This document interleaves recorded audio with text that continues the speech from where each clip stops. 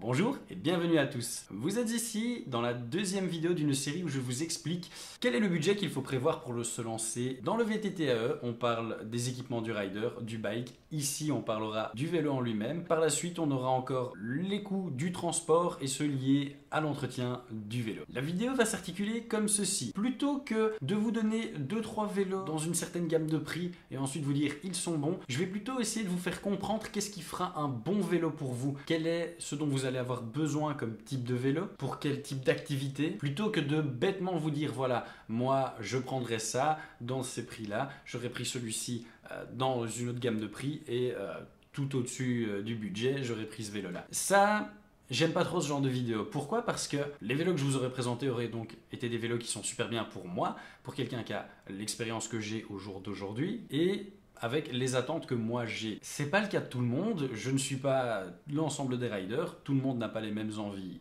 que moi, donc ça peut pas fonctionner une vidéo comme ça. Je vais donc vous donner les choses les plus importantes auxquelles vous devez faire attention suivant le budget que vous allez allouer à votre vélo, et ça commence maintenant. Je vais déjà vous parler de 4 lettres, HT et FS. Qu'est-ce que c'est déjà que tout ça? HT, c'est pour hardtail, donc ce sera pour un vélo semi-rigide, un vélo qui n'a qu'une fourche à l'avant comme système de suspension. FS, c'est pour full suspendu, full suspension, c'est un vélo qui aura la fourche et un amortisseur, donc suspension avant et arrière. Concrètement, un FS coûtera 1000 € de plus qu'un hardtail. Pourquoi? Parce que certes l'amortisseur en tant que pièce coûte entre 300 et 700 €, c'est cher oui, mais ce sont des vélos où le cadre a coûté plus cher à concevoir et où il y a tout un tas de petites pièces qui gravitent autour, et bon voilà, il faut payer tout ça en plus. Mais vous qui n'y connaissez probablement encore rien, pourquoi est-ce que vous choisiriez un hardtail ou un full suspendu plus cher? Je vais vous expliquer ça maintenant, vous allez le comprendre quand on va passer en revue les différents types d'activités possibles en VTT-AE. Parce que oui, le VTT, c'est pas juste un vélo qui a 2 pneus, un cadre, un guidon et un cintre. Vous allez voir qu'il y a différents types d'activités, que les géométries des vélos changent complètement suivant ce que vous allez faire avec. Concrètement, n'allez pas faire de la descente avec un vélo cross-country et à l'inverse, n'allez pas faire du cross-country avec un vélo DH. Dans un cas, c'est extrêmement dangereux, dans l'autre, c'est extrêmement ennuyant et frustrant. Bon, justement, qu'est-ce que c'est que ces différents types d'activités? On a donc le XC, c'est du cross-country, l'All Mountain, qu'on appelle aussi AM, et l'Enduro, qu'on appelle aussi enduro. Mais revenons à nos suspensions. Déjà, avant de savoir si vous avez besoin d'un hardtail ou d'un full suspendu, il faut savoir que vous retrouverez déjà des hardtails que dans la catégorie cross-country. Au-delà, il n'y a pas. Il existe peut-être quelques endus rigides, mais ça c'est surtout en musculaire. Pour savoir si vous avez besoin d'un tout suspendu ou d'un hardtail, je vais déjà vous donner quelques avantages du hardtail. Le hardtail, c'est le moins cher. En maintenance, c'est le moins onéreux. Et alors, il y a déjà un truc où mon avis va différencier de celui de beaucoup de personnes. C'est, selon moi, la meilleure école du pilotage en VTT. Pourquoi? Il faut savoir que le hardtail, c'est un vélo qui est moins confortable. Il a moins de grip. Il est moins performant. Il vous mettra moins en confiance. Il est moins capable. Toutes ces choses-là, oui, c'est des aspects négatifs, mais si vous devez acheter un hardtail, voyez ça comme du positif. Parce que toutes ces conditions réunies vont faire que vous allez essayer d'avoir un pilotage plus propre. Lorsque vous serez dans un single track ou dans une descente, plutôt que de passer à l'arrache comme un bourrin, ce qui est certes très marrant, vous allez étudier beaucoup plus que des gens en full suspendu la meilleure trace pour vraiment passer sur la partie la plus facile, la plus faisable avec votre vélo qui est moins capable. Donc il y a un petit côté un peu plus fun, ça fait que si vous habitez dans des régions qui sont moins techniques, moins caillouteuses, où il y a moins de racines, concrètement où il y a moins de potentiel de fun en VTT, avec un hardtail vous allez vous amuser vachement plus parce que vous êtes beaucoup plus engagé dans le ride qu'avec un full suspendu. Donc je vous conseille ce genre de vélo si vous faites partie des riders qui vont rouler dans des terrains très peu compliqués. Un full suspendu, c'est exactement l'inverse du hardtail. C'est plus cher à l'achat, il y a plus de maintenance, c'est plus permissif, ça met plus en confiance, il y a plus de grip, il y a plus de confort. Vous allez apprendre à rouler de manière un peu moins propre parce qu'il y a certains endroits où vous allez pouvoir passer à fond de balle tout droit sans réfléchir. C'est très jouissif, mais voilà, vous n'apprenez pas à rouler de manière aussi propre. Après, vous pouvez le faire, mais vous n'y serez pas obligé comme vous le seriez avec un hardtail, donc vous le ferez moins d'office. Ce qu'il faut aussi savoir, surtout si vous habitez dans des régions où le terrain est très peu accidenté et donc vous avez moins de potentiel fun, c'est que vous vous amuserez moins du coup dans ces régions-là avec un full suspendu. Pourquoi? Parce que le full suspendu, dû au fait que c'est un vélo qui est plus performant, tout ce qui est les petits obstacles, les petites difficultés, en fait votre amortisseur il va effacer ces difficultés et vous allez vraiment rouler dessus sans des fois même rien ressentir. Donc dans des régions où vous avez pas trop de potentiel pour vous amuser, c'est peut-être moins rigolo. sauf si vous recherchez du confort à tout prix. Ici, vraiment, à vous de voir en fonction de votre terrain de jeu et aussi de votre budget. Il ne faut pas oublier qu'un full suspendu coûte plus cher tout au long de sa vie, de l'achat jusqu'à l'entretien, mais un full suspendu, vous le revendrez aussi beaucoup plus facilement, c'est plus recherché. Donc on revient sur nos pratiques. En XC, vous allez donc retrouver quasiment que des hardtails, vu que c'est moins cher. Et surtout, le XC à la base, en fait, ce sont des courses qui mettent à l'épreuve l'endurance, la technicité du rider. Voilà, ce sont des circuits qui sont plus ou moins techniques, plus ou moins roulants, où il n'y aura pas des masses d'obstacles et où il n'y aura pas ou un tout petit peu de saut. Ici, ce qu'on recherche vraiment dans les courses de XC, c'est de mettre à l'épreuve l'endurance et la technicité du rider. Donc on oublie le confort. Concrètement, c'est ça que ça veut dire. C'est juste fait pour aller vite. Bon, maintenant, vous habitez peut-être dans une région où c'est pas trop défoncé, où il vous faut ce type de vélo, mais vous voulez quand même un peu plus de confort. Vous pouvez passer sur la catégorie qu'on appelle Trail. Trail, c'est un XC bodybuildé, c'est juste un petit peu avant la catégorie All Mountain, sur laquelle on va revenir juste après. Concrètement, vous allez être en 120-130 mm de débattement, alors qu'un XC classique en aura 100 ou 110, et vous allez avoir un amortisseur. Donc, en 120-130, vous attendez pas à un confort de la folie furieuse. Ne vous attendez pas à faire des sauts ou franchir des gros obstacles avec ça. Mais voilà, si vous habitez, comme on vient de le dire, dans une région pas trop défoncée, enfin que vous allez rouler dans une région pas trop défoncée, ça fait l'affaire. Alors maintenant, on est parti sur l'All Mountain. Ce vélo-là coûte un peu plus cher, mais c'est le vélo le plus fun, le plus polyvalent d'entre tous. C'est celui qui va correspondre honnêtement à 9 riders sur 10. Donc ici, on est sur un vélo qui ne comporte, à mon sens, quasiment que des avantages. Il y a plus de grip, il y a plus de fun, il est plus capable, il vous mettra plus en confiance, il va vous permettre les sauts, le franchissement d'obstacles beaucoup plus facile, des descentes super fun. Et j'en veux pour preuve toutes les vidéos que vous pouvez voir sur ma chaîne où vous me voyez prendre un pied de dingue avec mon Specialized. Vous avez plus de débattement sur votre fourche et votre amortisseur, mais malgré ça, vous avez un vélo qui reste quand même hyper efficient dû au fait que voilà, vous avez un moteur, vu que vous êtes sur un vélo électrique, et donc ça va juste vous faire consommer quelques petits watts en plus, mais vu la capacité de nos batteries, vous n'allez même pas le sentir, surtout par rapport à tout ce que vous apporte de bénéfique ce vélo. Niveau des débattements, ça commence à 140 mm, mais si vous êtes sur un 140 mm, c'est assez léger. Jusqu'à 2020, la norme c'était du 150 mm. Depuis 2021, on voit de plus en plus de marques sortir du 160 mm, ça devient la nouvelle norme. Si vous pouvez avoir un vélo qui a 10 mm en plus sur un VTT AE, on va vraiment pas cracher dessus, c'est du confort en plus, c'est du bonheur en plus. Et d'ailleurs, demandez à votre femme, je suis persuadé que 10 mm en plus, elle non plus, elle cracherait pas dessus. On va voir dans les commentaires si ça passait plus ou moins bien ça. Autre chose que j'avais oublié, avec tous ces aspects positifs, c'est aussi un vélo sur lequel vous ressentirez beaucoup moins de fatigue corporelle. Il y a encore un autre avantage à l'All Mountain, c'est que c'est un vélo qui est tellement polyvalent.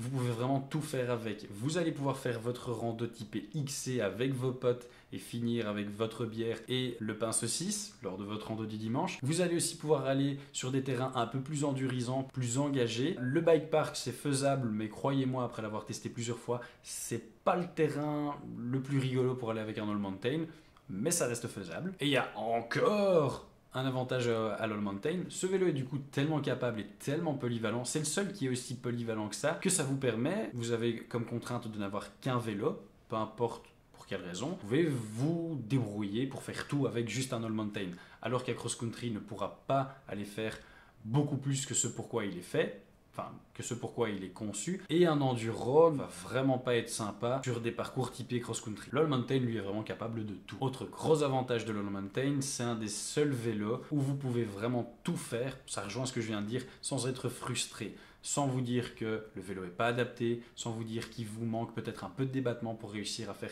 l'une ou l'autre chose en sécurité ou en confiance. Vraiment, c'est le vélo par excellence. Ensuite vient la dernière catégorie dont on va parler, l'enduro. C'est un vélo qui est fait pour descendre sur des spots enduro ou en bike park. Donc concrètement, ce que ce vélo va adorer faire, c'est de la grosse descente qui tabasse bien, avec des sauts, avec des obstacles. Il n'est pas fait pour rouler à la cool pépouze dans des ornières sur des chemins de campagne. Mais ça peut être aussi un vélo qui est adapté à des randos si vous habitez dans des régions qui sont fortement défoncées, techniques, caillouteuses, enracinées. Là, ça peut être hyper intéressant. Ce sont des vélos qui vont de 170 à 180 mm de débattement, avant et arrière. Voilà, dans cette vidéo, je ne vais vraiment pas rentrer dans les détails du style, qu'est-ce que le reach, qu'est-ce que le débattement, qu'est-ce que les degrés d'angle, de tige, de selle, de fourche ou autre chose. C'est des choses qui seront utiles par la suite quand vous allez avancer dans votre aventure du VTT. Là, pour le moment, je ne vais pas encore vous les donner parce que ce serait juste vous embrouiller avec un tas de chiffres en plus que vous ne sauriez pas utiliser parce que vous n'avez encore probablement aucun point de comparaison. Alors juste avant de vous présenter tout un tas de VTT d'une même marque où on passera vraiment chaque gamme en revue pour que je vous montre des exemples sans vous dire que c'est ça que vous avez à acheter, je vais vous parler de certaines pièces qui font le prix d'un vélo. Au-delà du fait d'avoir un cadre en carbone ou en alu, quelque chose qui fait fort monter la facture, c'est le système de suspension et la transmission. Pour la suspension, vous avez deux géants qui s'affrontent, Fox et RockShox. Si vous partez sur un vélo qui est en Fox, je vous conseille vivement de partir au minimum sur du Fox 36. Chez Fox, vous allez retrouver la Fox 34, 36 et 38. À quoi ça correspond tout ça? Le numéro que je vous ai donné, c'est à chaque fois le diamètre des plongeurs. Il faut savoir qu'au plus c'est gros, au plus c'est rigide et en VTT AE, au mieux c'est. Oui, c'est un peu plus lourd sur un musculaire, on éviterait d'avoir trop. En électrique, vu qu'on a le moteur qui nous aide, c'est quelques centaines de grammes en plus. Ouais, ça va être 5 watts sur le total de votre sortie. Vous en avez 600 ou 700, on s'en fout. Cette plus grosse fourche vous permettra d'avoir quelque chose, un ensemble plus rigide qui sera vraiment beaucoup mieux. Plus c'est gros, au mieux c'est. Encore une fois, je ne sais pas si cette phrase-là va très bien passer. Dans l'esprit de certains, oui, dans d'autres, non. Je vous ai dit au minimum une Fox 36. Pourquoi? Une Fox 34, ce serait assez léger. Ne partez sur ça que si vous êtes sur un vélo de cross-country, voire trail, sur un vélo pas cher que vous n'allez peut-être pas garder très longtemps. Une Fox 34 Rhythm, ce sera sur un vélo assez peu cher, ça fera bien l'affaire. On vous propose une 34 sur un All Mountain, fouillez, c'est pas un montage sérieux. Sur un All Mountain, au minimum une 36, si vous pouvez avoir une 38, vous êtes goldé. Si vous partez sur un enduro, une 38, c'est la base. La 38, vous n'allez la trouver que sur les tout nouveaux vélos parce qu'elle est sortie cette année. C'est sur les modèles 2021 et donc c'est que sur les modèles 2021 que vous pourrez aussi avoir quelques All Mountain montés en 38. Croyez-moi, pour avoir testé cette fourche, c'est du bonheur. Je l'aime cette fourche. Avec de l'amour et des cœurs. Autre petite chose à savoir aussi, chez Fox, vous avez différentes gammes. Par exemple, en 38, vous allez avoir en entrée de gamme la Rhythm, qui est une gamme que vous n'allez retrouver qu'en première montre. Vous ne pouvez pas l'acheter en seconde montre, mais sinon, au-delà, vous trouvez la performance Elite, et ensuite, tout au-dessus de la gamme, la Factory, qui sont les fourches avec le petit look en or qu'on appelle aussi le Kashima Code. Maintenant, on passe chez RockShox. RockShox, je serai moins complet parce que je suis pro Fox moi personnellement et je connais beaucoup mieux la gamme Fox que RockShox. Alors chez RockShox maintenant, on a d'abord la Yari et la Pike qui vont être l'équivalent d'une Fox 34, donc pour les mêmes raisons je vous les déconseille. Et ensuite viennent la Lyric qui va être l'équivalent d'une 36 et la Zub qui est comme la Fox 38 dont elle est l'équivalent, toute nouvelle de cette année que vous allez retrouver sur les Enduro. Et pareil, si vous savez la toucher sur un All Mountain, vous êtes sur un montage 2021 qui vous fera bien plaisir. Je connais moins la gamme RockShox, donc pour pas dire de bêtises, je ne vais pas trop m'avancer, mais normalement, donc le niveau de gamme à l'intérieur de chaque fourche, donc d'une Lyric ou d'une Zub, ce sera la Select, puis ensuite vous avez la Select Plus ou Select RC, et en tout haut de gamme, vous allez avoir les Ultimate, qui va être du coup l'équivalent d'une Factory en Kashima chez Fox. Une Lyric sur un All Mountain, ça passe. Une Zub sur un All Mountain, vous êtes goldé. Une Zub sur un Enduro, en 2021, c'est la norme. Alors, à titre perso, si vous voulez mon avis, j'ai eu du Fox, j'ai eu du RockShox, je préfère Fox. C'est plus difficile à régler et c'est plus sensible, mais le ressenti, je le préfère. Après, vous avez des gens qui pensent complètement l'inverse de moi, donc c'est pas parce que je dis ça que Fox est forcément mieux. C'est d'ailleurs sûrement pas le cas. Il n'y a peut-être pas de meilleur, il y a juste des gens qui préfèrent l'un ou l'autre. Et ce sera pareil dans l'autre sujet de discussion et de bagarre, la transmission. On a d'un côté Shimano et on a d'un côté SRAM, SRAM qui est le groupe qui a RockShox. Shimano et SRAM, concrètement, je compare ça à des chevaux. Le Shimano, c'est un cheval de trait et le SRAM, c'est l'étalon de course. Concrètement, le Shimano, il est sobre, il est fiable, il est robuste, il ne vous laissera jamais tomber et les réglages ne bougent pas d'un fil. À titre d'exemple, sur mon Specialized, il est sorti en Shimano XT, il est à 2000 km. Je commence à avoir deux rapports où il faudrait peut-être que ça nécessite un fin réglage. Et je me demande si c'est même pas à cause de la cassette qui commence à user parce que ce sont les deux rapports que j'utilise le plus. Le SRAM, il est rapide, il claque plus à l'œil. Et s'il est bien réglé, il procure un passage de vitesse, mais d'une rapidité du diable. Cependant, il est très capricieux, il supporte pas la boue, il demande à être beaucoup plus souvent réglé et se dérègle assez facilement. Bon, vous aurez aussi probablement ressenti que je suis pas tout à fait partial avec le SRAM parce que j'aime moins, j'en ai eu et j'ai pas que des bons souvenirs, mais je veux pas vous dire que SRAM c'est mauvais. Il y a des gens qui pensent tout à fait l'inverse que moi, pour qui Shimano c'est le mal et SRAM c'est le top du top.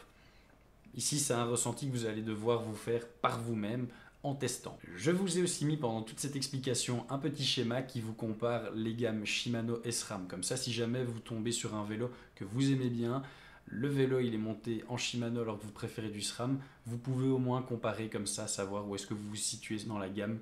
Et si vous achetez le vélo qui est en SRAM, est-ce que vous êtes plus ou moins bien placé que si vous l'aviez pris en Shimano. Je vais aussi rapidement vous parler des batteries, ça fait aussi énormément du prix d'un vélo. Concrètement, en 2021, si vous achetez un vélo neuf, enfin donc les gammes 2021, mais que vous l'achetez encore en 2020, pas en dessous de 600 watts, ce serait crapuleux. Alors que je vous parle, Brose, Bosch ont déjà au minimum du 600 watts. Shimano, c'est pas encore officialisé, donc je ne vais pas le dire dans cette vidéo parce qu'à l'heure où je tourne, c'est pas encore officialisé, mais à l'heure où sort cette vidéo, vous allez sur le site de Commensal et vous recherchez le Metapower. C'est le tout premier vélo normalement qui sort officiellement avec la toute nouvelle batterie et le tout nouveau moteur Shimano, et on a normalement enfin du 600 watts.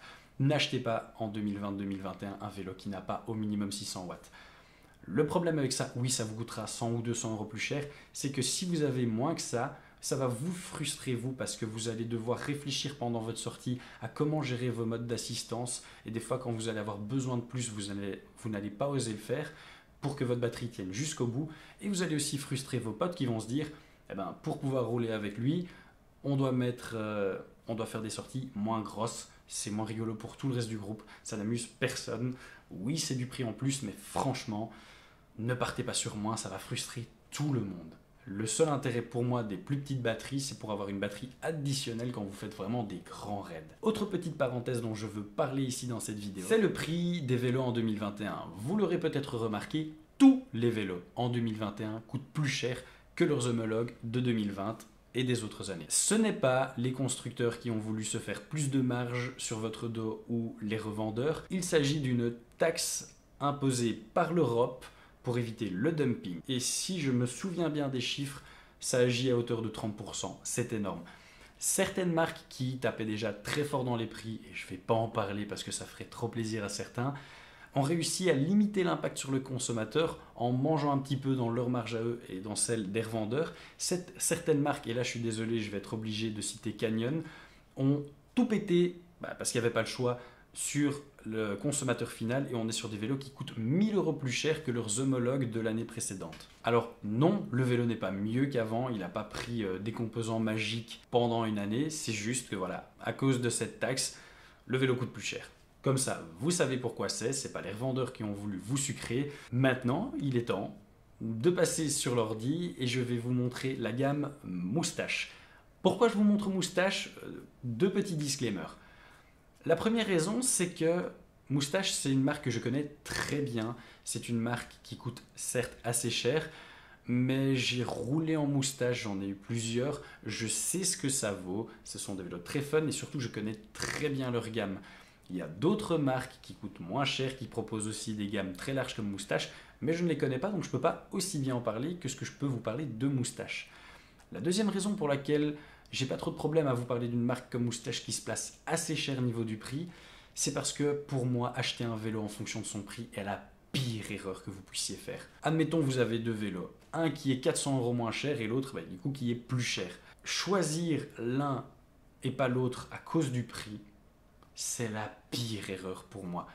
Vous avez certaines marques, c'est connu, je ne veux pas ici faire un procès, qui cherchent à tout prix à faire un vélo pas cher. Et vous en avez certaines qui cherchent à faire le vélo le plus fun possible. Dans la marque qui va chercher à faire un vélo pas cher, tout est fait pour que le prix du vélo soit tiré vers le bas. Vous allez avoir un cadre aseptisé au possible qui sera pas marrant. Et vous avez des marques qui, à la conception, cherchent vraiment à avoir le vélo le plus fun possible. Ce sera généralement pas les marques les moins chères. Je suis pas ici en train d'essayer de vous dire que au plus vous mettez d'argent, au plus le vélo sera fun. Loin de là, vraiment. J'ai des exemples en tête et pareil, pour pas trash talker sur les marques, je vais pas le dire, qui coûtent une blinde et qui sont pas marrantes du tout. Ce que je veux vous faire comprendre ici, c'est que, bon, déjà, il faut essayer un vélo avant de l'acheter, surtout quand vous ne connaissez pas. C'est très dangereux d'acheter un vélo comme ça, boum, sans l'avoir essayé. Pour vous donner un exemple, certes, je mets énormément d'argent dans mes vélos et j'en achète souvent. Après, j'en vends quelques-uns, hein, donc la balance se fait pas trop, mais on essaye. Chacun de mes meilleurs vélos où je me suis le plus amusé, quand j'ai été les essayer, je suis vraiment honnête avec vous, il m'a pas fallu plus de 250 mètres pour décrocher un sourire. Je suis monté sur le vélo, j'ai fait mes premiers coups de pédale, et sans forcer, sans rien, vous le sentez venir. Si vous avez ça, vous savez que vous n'allez pas regretter votre argent. Si vous roulez, peu importe ce que vous faites, vous sentez rien avec ce vélo. Il n'y a pas ce truc qui se passe, c'est juste pas le bon vélo. C'est pour ça qu'il est très important d'essayer un vélo. Ce qui va compléter ce que je dis, c'est que c'est justement pour ça qu'il est important de ne pas regarder à 2, 3, 4, 5, même 500 euros pour acheter un vélo. Dans le pire des cas, si entre deux vélos, un qui vous amuse et un qui est juste pas cher, l'écart de prix fait que vous ne pouvez pas vous le permettre, prenez peut-être la gamme juste en dessous qui a des composants un peu moins exotiques ou cherchez-en un d'occasion. Parce que entre acheter une planche qui est pas chère, sur laquelle vous n'allez pas vous amuser, vous n'allez pas avoir l'envie de rider parce qu'il n'y a pas de fun, il y aura que de la frustration, concrètement, vous n'allez jamais rouler avec. Vous achetez un autre vélo qui certes aura demandé un petit effort supplémentaire niveau du prix. Pire, vous pouvez aussi vous dire que vous n'achetez pas tous les équipements qui vont à côté tout de suite et que vous attendez un petit peu histoire de vous remettre de ce gros achat. C'est un vélo qui vous donnera tellement de fun que vous n'allez faire que penser à ça, à aller rider avec ce vélo, à prendre du plaisir avec ce vélo et vous le verrez, vous aurez le sourire. Juste comme ça, à titre d'exemple, il y a des nuits où j'arrive pas à bien dormir. Il m'arrive de descendre dans le garage, je jette un œil sur mes vélos, j'ai le sourire et je remonte et j'essaye de retourner dormir. Parce que je sais rien qu'en voyant ces vélos que dès que je vais monter dessus, la banane elle sera là et que tous mes soucis je vais les oublier. Franchement, si vous avez l'envie de vous lancer dans le VTTE, notamment parce que en voyant mes vidéos, vous ressentez tout le bonheur que j'ai là-dessus. Sachez tout ça, ça vient d'un bon choix dès le départ. C'est des vélos sur lesquels je pourrais m'amuser même à rouler dans des champs. On va maintenant passer à l'analyse de tout ça sur internet. Je vais vous montrer légèrement en détail, là maintenant, les cross-country et les trails de Moustache. Pour ce qui est des gammes All Mountain et Enduro, je vous invite à regarder la vidéo qui doit être en train de pop ici quelque part, sinon je mettrai le lien en description, où je parle avec beaucoup plus de précision et dans les détails de ces gammes-là. Pour pas faire une vidéo qui fait 40 minutes ici non plus, je vous invite vraiment à aller voir cette vidéo-là si vous ne l'avez pas encore vue. Ici on est sur les cross-country, donc vous voyez, les prix de départ sont assez élevés. Sachez que Moustache est cher. En général, ce sera 4 à 500 euros plus cher. Je dis peut-être des bêtises, hein, mais à l'époque où j'ai acheté des Moustaches, c'était généralement 4 à 500 euros plus cher que l'équivalent chez d'autres marques. Vous prenez un cross-country chez Cube, je crois que vous allez le toucher à 2003 ou 2004. Si vous partez sur un cross-country, n'oubliez pas ce que je vous ai dit, vous risquez de le changer très vite. Donc par exemple le samedi off 4, c'est pas quelque chose que je prendrais. Alors si vous êtes sûr que vous allez rester sur un cross-country, c'est celui à prendre. Pour deux raisons, la batterie est en 625 watts, et en fait c'est la seule raison. Si vous êtes sûr que vous allez rester sur du cross-country, il n'y a aucune chance. Faites gaffe avec ça, parce qu'on est beaucoup à se dire, on va se contenter du cross-country et on passe à l'All Mountain après. Prenez le 4 rien que pour la batterie en 625, ou alors vous demandez à votre vendeur, ils peuvent le faire, si vous pouvez avoir un off 2 et le demander avec la batterie de 625. Pourquoi ne pas mettre cher dans un cross-country? Parce que de toute façon, à ces prix-là, vous allez avoir des composants assez bas de gamme. Je ne dis pas mauvais, mais on va plutôt dire entrée de gamme. Vous n'allez pas le garder longtemps ce vélo-là, donc vraiment n'y mettez pas trop cher. Il faut savoir que c'est un vélo, peu importe la gamme que vous allez prendre, qui ne se revendra pas non plus très forcément bien. L'avantage qu'on a chez Moustache, c'est que vous avez aussi deux types de vélos. Vous voyez qu'il y a le Samedi Off 2, c'était mon tout premier vélo, je l'adore celui-là. C'était une dose de fun ce truc, mais on n'a pas beaucoup de débattement, hein. On fait du cross-country avec. Les seules fois où j'ai testé de l'enduro, ma main peut encore en témoigner aujourd'hui. J'ai encore des douleurs un an après la chute. C'est pas du tout adapté à l'enduro. Mais vous avez aussi les versions open, donc pour les femmes où vous n'avez pas le tube au milieu. C'est plus facile pour monter sur le vélo. Maintenant, on va passer sur les trails. Ici, c'est pareil. J'ai envie de vous déconseiller le Wide 2 pour sa batterie et surtout, je vais aussi vous déconseiller le 4 pour une autre raison. Ils sont qu'en 11 vitesses. Je ne l'ai peut-être pas précisé tout à l'heure, mais le 11 vitesses, c'est fini. les derniers vélos sérieux qui sont sortis en 11 vitesses, pour moi, c'était des gammes 2019. Depuis 2020, la norme, c'est le 12 vitesses, que ce soit en Shimano ou en SRAM. Autre chose qui, bon, pourrait me rebuter, si on serait sur un all mountain, ici, il faudrait prendre en compte qu'on est sur un cross-country, c'est que les fourches sont pas folles. Mais on est sur un cross-country, donc voilà, même sur le 6, vous voyez que on est en 34 Rhythm. Maintenant, le problème que j'ai avec ces vélos, c'est que quand vous regardez les prix où ils sont, à ce prix-là, vous pouvez toucher déjà des All Mountain. Moustache est cher, mais à ces prix-là, dans d'autres marques, vous pouvez déjà avoir des All Mountain. Et les premiers bons All Mountain de chez Moustache sont aussi aux alentours de 5000, 5500 euros. À moins d'avoir vraiment envie d'un trail, alors à ce moment-là, je vous invite à passer sur le 6. Ben, voilà quoi. Voilà, la vidéo est maintenant terminée. On se retrouve très vite pour la suite. J'espère que j'aurai été suffisamment précis, que j'aurai pas oublié beaucoup de choses, que ça vous aura été utile. Et voilà, n'hésitez pas à me poser les questions si vous en avez dans les commentaires. Je répondrai à tout, ne vous en faites pas. Je vous retrouve très vite pour une prochaine vidéo. N'hésitez pas à vous abonner si vous avez aimé le concept, à lâcher un petit pouce bleu et à commenter, ça aide à référencer les vidéos. Donc pour moi c'est top, c'est une forme de remerciement. Et moi je vous dis à la prochaine, peace!